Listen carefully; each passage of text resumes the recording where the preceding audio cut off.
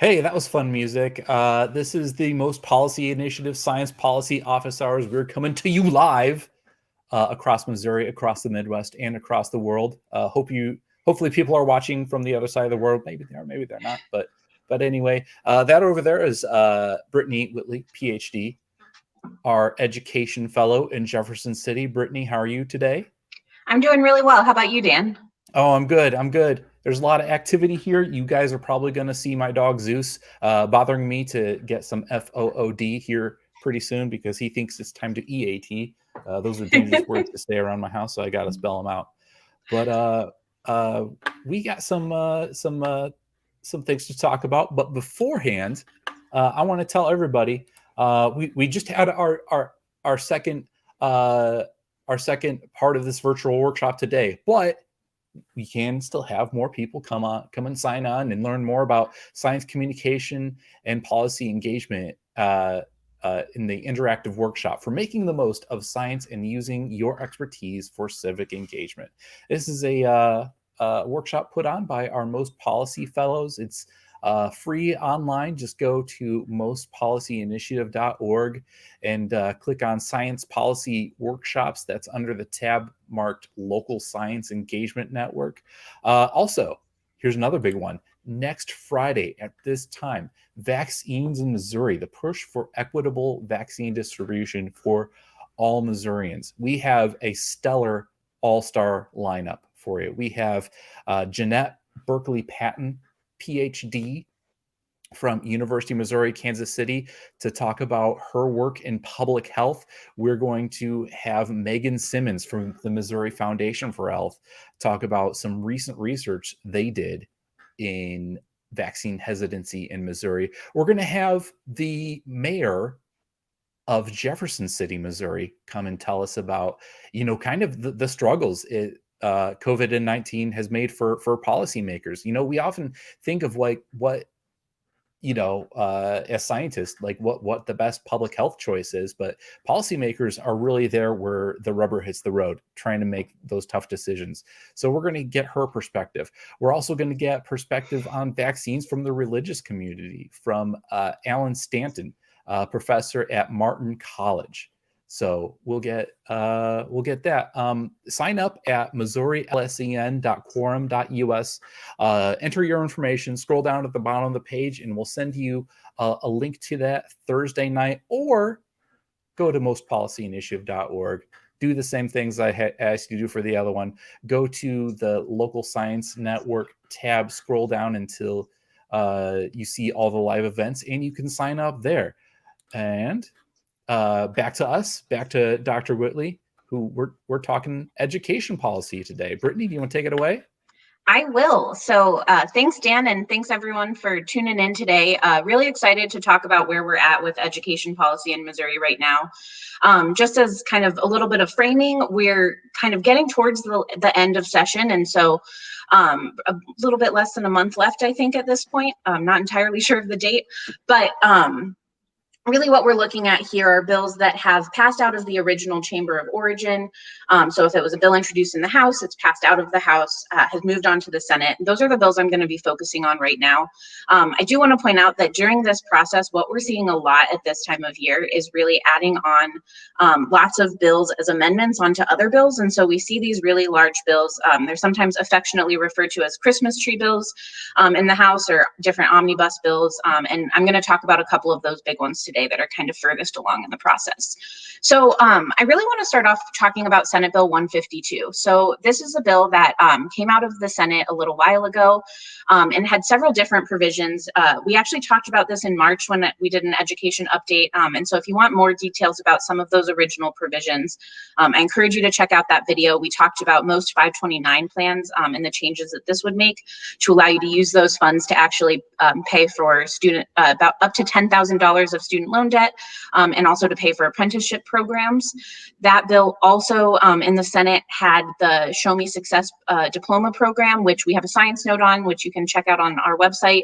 And I also talked a little bit about that at our last office hours. What I want to talk about today is actually the changes that have been made in the House. So over this past week, the House Committee on Elementary and Secondary Education met and created a House Committee substitute bill. So basically, they added a bunch of amendments to the existing bill. And so I just want to really briefly go through those. I say brief, but there's about 20 different bills that got added on in the House. Most of these bills are bills that had gotten passed out of committee unanimously or close to unanimously. Senate Bill 152 itself passed out of the Senate unanimously. So we're really looking at this as a bipartisan bill of K through 12 education. So some of the provisions that just got added in the House this week include Representative Baisey's House Bill 228, which is looking at recording IEP meetings for students. Also, Representative Bailey's House Bill 387, which is creating a policy of seclusion and restraint, the use of seclusion and restraint in schools, and creating procedures in which to report when this is used so that parents and the district is aware of these practices. We also have a provision from Representative Shields, House Bill 1071, which would extend the sunset on the Early Learning Quality Assurance Program. Representative Lewis has a bill, House Bill 608, which was regarding substitute teacher certifications. That's also been added into Senate Bill 152. Representative Baker had a bill, House Bill 355, which was the Student Right to Know Act, which is really focusing on the information that students get before they go to college to help them make a more informed decision, whether that be about the amount of money they're going to spend in college, the amount of money they might make after college, those sorts of things. There's also Representative Mackey added on an amendment that would make sure that most 529 money was protected if a parent claimed bankruptcy. There are some provisions in here to make sure that this can't be used for nefarious purposes and basically someone just puts in all of their money to the most 529 before they declare bankruptcy. If anything's put in within a year of declaring bankruptcy, that's kind of fair game. But this is meant to make sure that students aren't punished due to the financial situation of their parents. There was also an amendment added about the Extended Learning Opportunities Act. This is meant to help provide credit for students who participate in extended learning, whether that be through after-school programs or through summer school programs, kind of a way to make sure that that learning is kind of counting towards moving them forward. There was also an amendment added about creating a school accountability board. What this would do would be create a new board that would look over DESE's current accountability measures, things like curriculum, attendance, et cetera, and then create a report based on their findings. There was a Senate amendment added from Senate Bill 390, that's Senator Lukemeyer's bill, which would basically change the community college districts around St. Joe. There was House Bill 368 added, that's Representative Gregory's early literacy bill.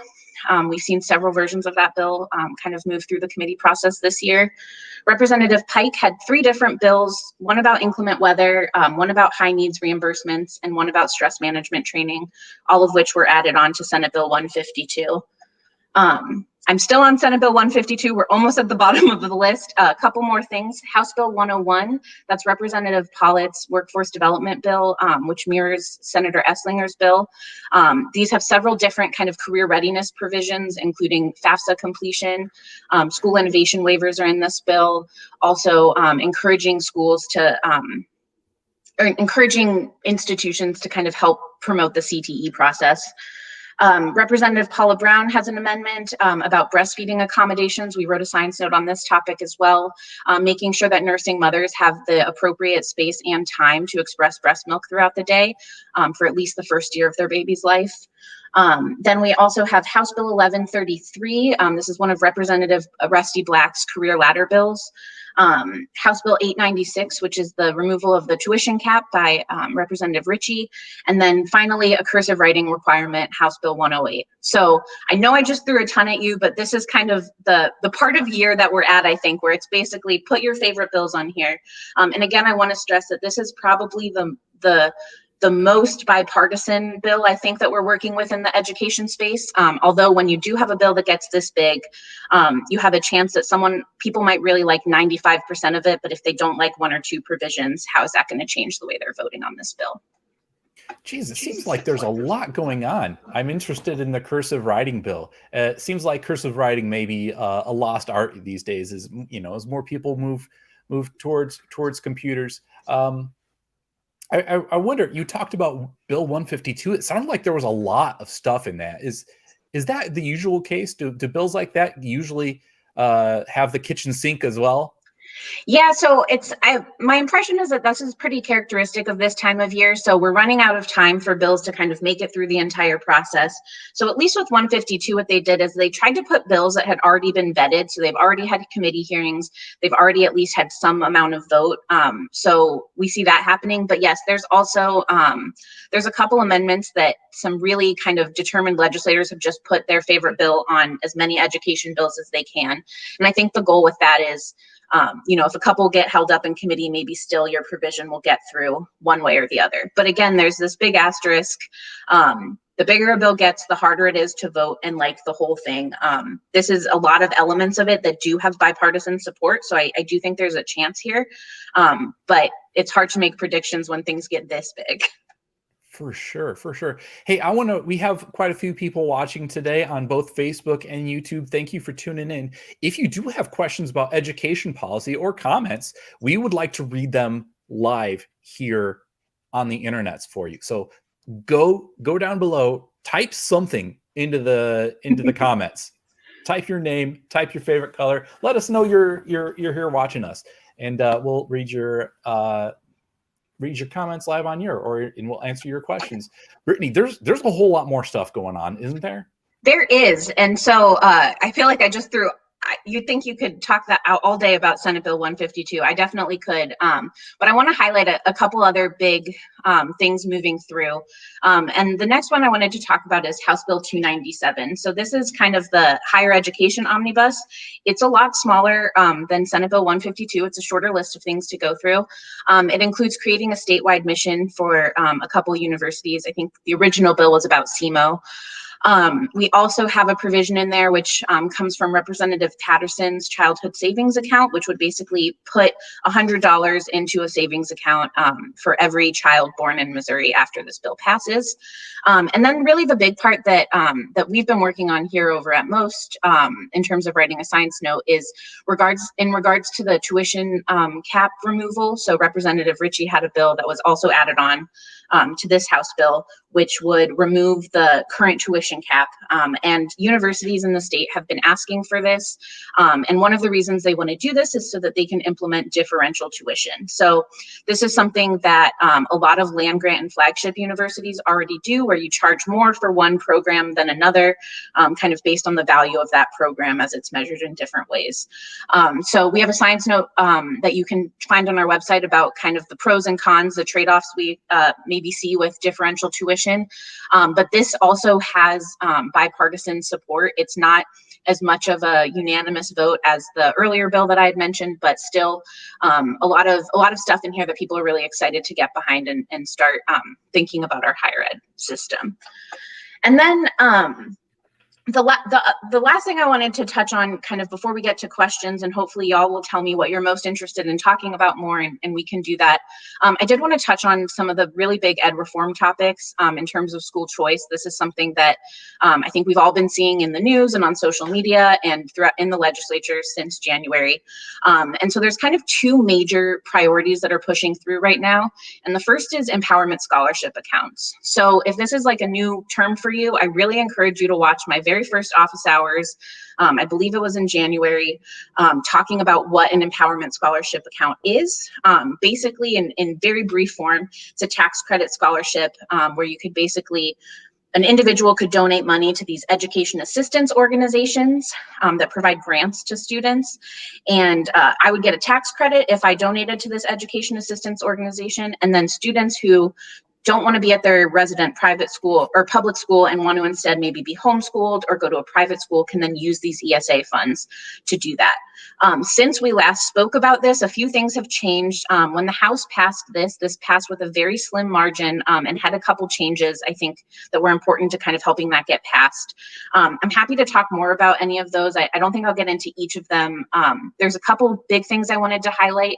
They were, one of the amendments does tie the ability to give out these scholarships to the level of transportation funding. And so if the state doesn't fund at least 40% of what would be fully funding the state transportation, then what we would see there is we wouldn't be giving out new scholarships. We also, they've changed it now so that priority for education scholarship accounts would go to students with IEPs or students who qualify for free and reduced lunch. So kind of helping to maybe try to target some of these reforms to the students who need it the most. And then last thing real fast, before I stop again for questions, is House Bill 543. It's another type of school choice bill, but this one's really focusing on the public school system. So this is Representative Pollitt's bill that would basically allow students to go to a public school that's not their neighborhood public school. So maybe there's a school 20 minutes away that the parents think would be a better fit for their student. This would create a process in which that student could apply. There's several changes that have been made on the floor and during the committee process. The Senate, they just had executive session on this bill, added a couple amendments, one about school accountability, and then the other one about, I believe, school boards. They haven't posted the sub yet, so I need to double check that.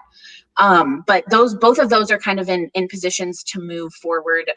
They've made it through the other chamber.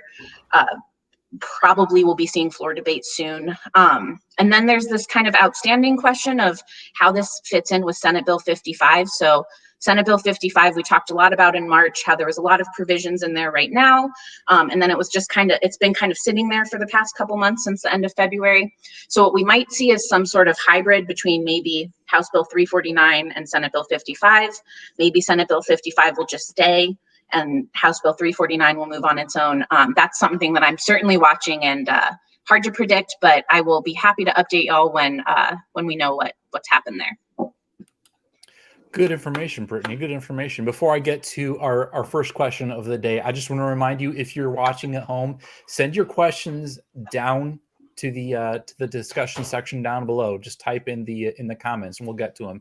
We have one question here from Dr. Rachel Owen. Great information, Brittany. Can you talk a little bit about how COVID has impacted education reform? Absolutely.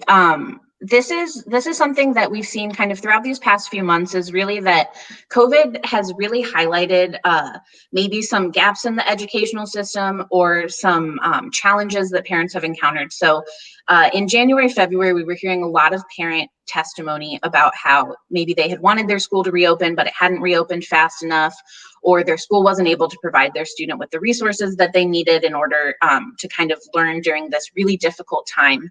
And so we're kind of seeing that fueling a lot of the education reform conversations. But I also think the other thing that it's done is really kind of shined this light on this opportunity for innovation and trying new things. So we were all kind of put in this position over this past year where we hadn't experienced it before and didn't quite know what to do. And so we also see some kind of new, exciting ideas. Senator Arthur has been working bipartisanly. Representative Ritchie has been carrying the bills in the House related to competency-based education. We're also thinking about different ways to support the workforce. Something we realized here is there's a lot of jobs that were kind of disproportionately affected by COVID-19. And so how do we make sure that our students that are currently in school are being trained for careers that are still around and thriving? And then also, how do we retrain our adults who maybe are switching careers during this time? So we've seen a lot of overlap between education and how COVID has impacted that. And I want to shout out just real fast. I've read a couple articles about this and actually just heard a talk from a couple of the senators today. The Senate has created a bipartisan education caucus where they're really just trying to kind of get together with all of these different ideas about education reform. And I realize that every single person cares about kids and wants things to work out for the kids of Missouri, and trying to figure out what that common ground is so that we can actually get something kind of moving forward. Interesting stuff as we talk about COVID-19 and its effect on education. I know that other states in the Midwest, other universities elsewhere, and this is kind of a curveball question to you, Brittany, Great. but they have they are requiring their students to have a COVID-19 vaccination before they come back to school for the fall. I know the University of Notre Dame has already vaccinated 90% of its students, so that's the threshold they were hoping to get, so they could have fall in-person classes like normal. Is there any talk of that about that here in Missouri? Or is there work in the legislature going on for efforts to get more college students vaccinated? Yeah, so this is a really good question, and I think something that institutions are kind of still trying to figure out. And so last I read, and I'm pretty sure of this, but if someone fact checks me, I'm happy to be corrected. I believe that the University of Missouri system has said that they won't be requiring the COVID vaccine, but they are highly encouraging students to get it. So that's kind of one approach of just saying, like, this would be really helpful. I know some schools, not necessarily in Missouri, have said if you don't get vaccinated, maybe you take more virtual classes. But kind of speaking more at a state level, we have seen, I think the closest related to this is there was a discussion on the Senate. I can't remember if it was the House or the Senate, but there have been discussions about kind of COVID passports and requiring COVID vaccination to enter a business or for employees. And the majority opinion in Missouri seems to be that that's not something that a lot of our representatives are comfortable with. And so I think that it might be challenging right now for an institution to try to require kind of broad across the board vaccination. And potentially that's where more like education and, a plug for your roundtable next week about vaccine equity, kind of making sure that there's access to the vaccine for the people who want it, so that, we kind of get closer to that higher vaccination level without necessarily having to require it. That being said, there's no kind of hard legislation that's passed either way. And so we'll keep an eye on it and update if we learn something new. Yeah. Everything I hear that the private sector is really, wanting to take up with cell phone passports for, I guess, lack of a better term for it, so people can verify if they want to verify that you're vaccinated. Thank you for plugging our vaccine equity roundtable next week. I put a link to that event in the chat, so make sure you click on that. I want to change gears. You talked about the savings plan, the $100 for every Missouri child after it's passed. I wonder if I'm born after that passes and there's $100 in an account to me, what does that mean when I turn 18 in practical terms? Yeah, so this has certainly been a point of debate. And so proponents of this legislation, and the bill sponsor, when he was presenting it, was kind of talking about this as almost like a teaching model. So maybe some families aren't used to investing money or saving money long term. And so this is kind of meant to show them kind of like, here's how it works. The state's willing to invest a little bit of money in your kid. And so maybe it will incentivize you to invest more on your own, maybe open your own Most 529 plan. I believe at one point they were kind of talking about maybe being able to open a portal where you see your childhood savings plan right next to your Most 529. That being said, some of the resistance against this legislation, and it's been added on as amendments to several bills, is that the amount of money that you will actually be able to get from this account is not going to be that high. So $100 over the course of your life in the type of account that they're proposing, I believe, would not be necessarily enough to pay for a year or a semester of college at most places. And so there was debate in the Senate this past week, bipartisan debate, trying to figure out, is this the best vehicle to do this? Should we make it kind of easier for them to put this money in like something that maybe would be a higher growth kind of form? And so I think that the total impact is still pretty unknown, and it has been maybe a stomach ache for some people. But the general principle here is kind of, let's invest something, and maybe that's going to encourage more families to invest on their own. I haven't yet done a lot of work looking at other states if they've done something like this. So I can't speak to the efficacy of these in terms of how it changes maybe college enrollment or something like that. Yeah, I think it's interesting in terms of educating the general public about general finance and and how banks work and how investment accounts work. I wonder if it will have some sort of downstream effect, you know, in the future to get more people invested. I know that's one of the big barriers that there exists between, you know, people at a lower socioeconomic level and people at a higher socioeconomic level, is the ability to use financial systems and to understand how that works. Before we slip out of here today, I just want to remind everybody, hey, send in your questions. They're in the comment section down below. I see all you watching because there's a counter on my screen. I know you're out there. But I won't make you stick around too long. Brittany, is there anything else you would like to talk about? You know, I think those are really the big bills that are kind of closest to the finish line right now. You know, anything can change. These last few weeks are going to be pretty hectic and busy, I think. And then, you know, budget, of course, that's another element that we didn't even really touch on today. Is the Senate Appropriations Committee just made their way through their markup. So we're getting ready to move to the conference committee process now, where the House and the Senate have to try to reconcile any differences that they had. And so I've been following both the education, elementary, secondary, and higher ed. All of our other fellows are monitoring the other bills. So I'm sure we'll have more to talk about, maybe a blog post or something a little bit later about how the budget played out. But lots of stuff going on. And for anyone who's listening and maybe doesn't have a question now, but thinks of one, my email is brittany@mostpolicyinitiative.org. And I'd love to talk about education policy. I'd love to share any science notes we have if you're interested in learning more about any of these topics. That's also a good plug. If anybody wants to go see any of our science notes, just go to mostpolicyinitiative.org and you will find it under, I can't remember which heading, honestly, but you'll be able to find it. I'm Dan English, yours in science policy and science communications. That's Brittany Whitley, PhD, our education fellow. And for the Most Policy Initiative and the Missouri Local Science Engagement Network, thank you for joining us, and we'll see you next week. Hey, sign up for our Vaccine Equity Roundtable. The link is in the chat, so there's no reason not to. All right? See you guys later. Bye, Dan. Bye.